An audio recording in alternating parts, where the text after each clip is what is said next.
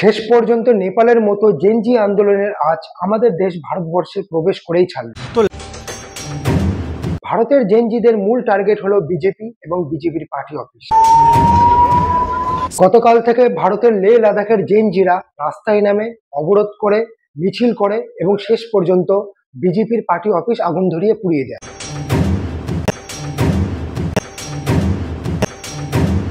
Police আসে পড়ে, পুলিশের সাথেও তাদের ধস্তাধস্তি হয় এবং শেষ পর্যন্ত পুলিশ পিছু হটতে বাধ্য হয়। পুলিশ ভ্যানেও আগুন ধরিয়ে দেয় এই জেনজিরা। তা হঠাৎ ভারতবর্ষে এমন কি হলো যে ভারতের জেনজিরা বিজেপির ওপর এত ক্ষিপ্ত হয়ে উঠলো, তাদের পার্টি অফিস পুড়িয়ে দিল? আজকের ভিডিওতে সেই বিশ্লেষণই করব। তো জেনজি কথাটা এখন খুব চলছে। 18 থেকে 28 বয়সী ছেলে মেয়েদেরকে জেনজি বলা হয়। নেপালে কিছুদিন আগে দেখেছিলাম জেনজি আন্দোলন। নেপালের জেনজিদের মূল টার্গেট ছিল সরকারের দুর্নীতি এবং সরকারের স্বজন পোষণ অর্থাৎ নেপোটিজম। আমাদের দেশের জেনজি আন্দোলন সমগ্র ভারতবর্ষে ছড়িয়ে না গেলেও লে লাদাখের সমগ্র অংশে ছড়িয়ে পড়ে এবং ক্রমশ ধ্বংসাত্মক রূপ নেয়। 2019-এ বিজেপি শাসিত কেন্দ্রীয় সরকার জম্মু কাশ্মীরের 370 ধারা হাটিয়ে দেয় এবং সেখানকার স্টেটহুড কেড়ে নেয়।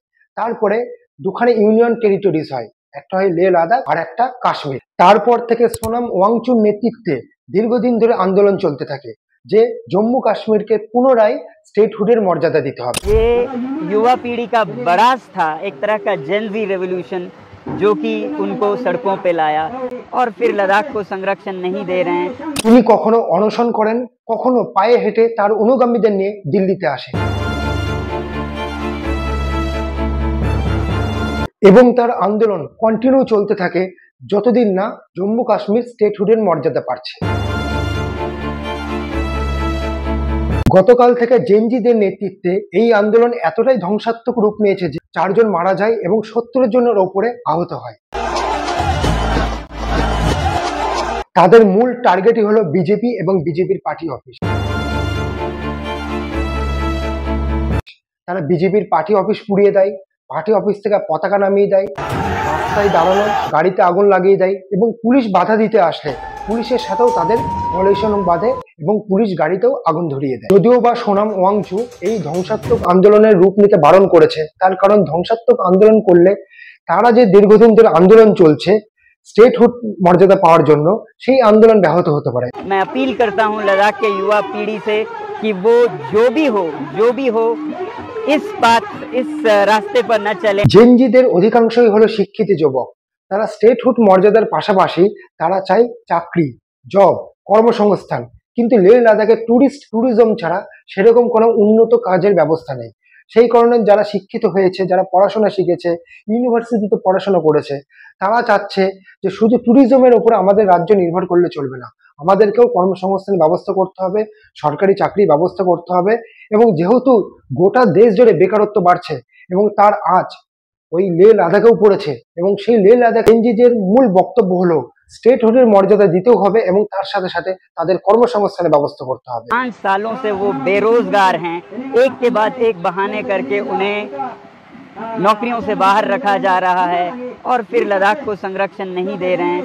কর্মসংস্থান এবং স্টেটহুডের দাবির জন্য জেনজিরা লাদাখে দীর্ঘদিন ধরে মিছিল জমায়েত সভা করছিল, কিন্তু হঠাৎ করে মিছিল সভা জমায়েতের উপরে নিষেধাজ্ঞা জারি করে দেয় এবং তার ফলে জেনজিরা ক্ষিপ্ত হয়ে ওঠে এবং তারা ধ্বংসাত্মক রূপ নেয় এবং তাদের মূল টার্গেটই হলো বিজেপি এবং বিজেপির পার্টি অফিস। আমাদের দেশে জেনজি আন্দোলন হঠাৎ করে যে শুরু হয়েছে তা কিন্তু নয়।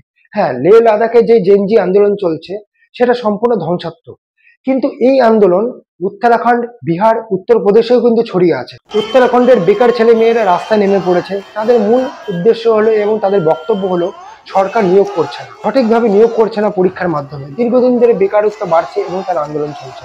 ইউপি, বিহারেও রাস্তায় ছেলে মেয়েরা নেমে পড়েছে এবং তাদের উপরে পুলিশের অত্যাচার নেমে আসছে। উত্তরাখণ্ডে যে ছেলে মেয়েগুলো রাস্তায় নেমেছে, আন্দোলন করছে, তাদের অভিযোগ হলো সরকার এবং কমিশন 15 লক্ষ টাকা করে ঘুষ নিয়ে সরকারি চাকরিতে নিয়োগ করছে, অথচ সঠিকভাবে পরীক্ষার মাধ্যমে নিয়োগ করছে না।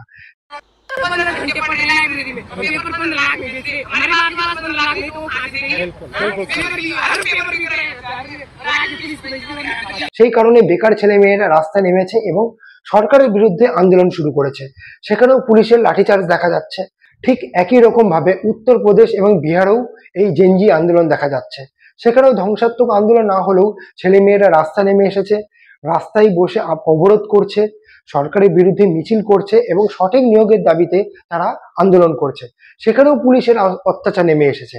পুলিশরা তাদের উপর নির্বিচারে লাঠি চালাচ্ছে, যেন সরকারের বিরুদ্ধে তারা যেন যুদ্ধ ঘোষণা করেছে।